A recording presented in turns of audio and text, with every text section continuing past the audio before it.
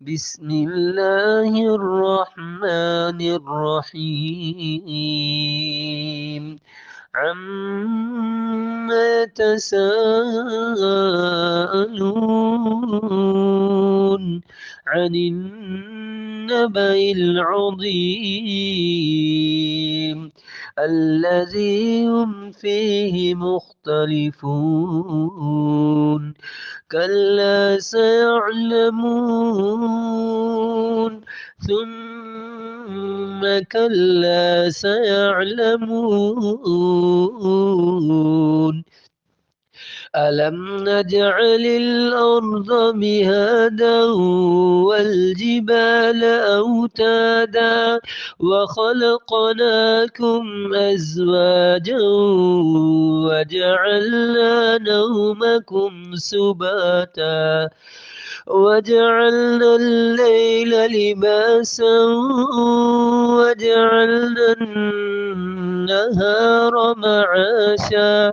وبنينا فوقكم سبعا شدادا وجعلنا سراجا وهاجا وأنزلنا من المعصرات ماء ثجاجا لنخرج به حبا ونباتا وجنات ألفافا إن يوم الفصل كان ميقاتا يوم ينفخ في الصور فتأتون أفواجا وفتحت السماء فكانت أبوابا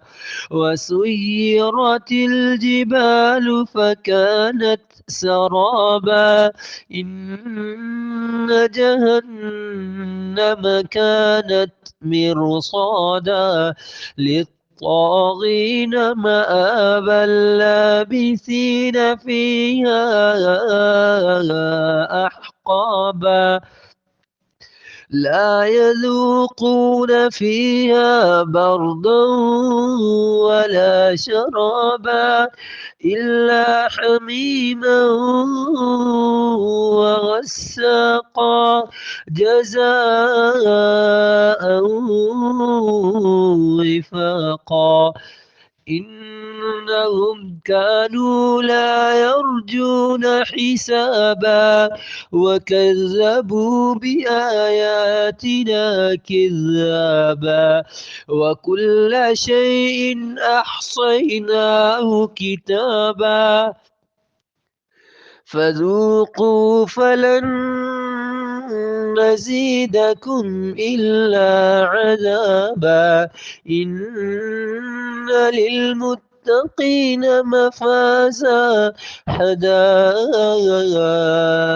وأعنابا وكواعب أترابا وكأسا دهاقا لا يسمعون فيها لغوا ولا كذابا جزاء من ربك عطاء حسابا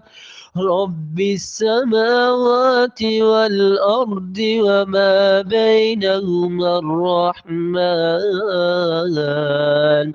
لا يملكون منه خطابا يوم يقوم الروح والملائكة صفا لا يتكلمون إلا من أذن له الرحمن وقال صوابا ذلك اليوم الحق فمن شاء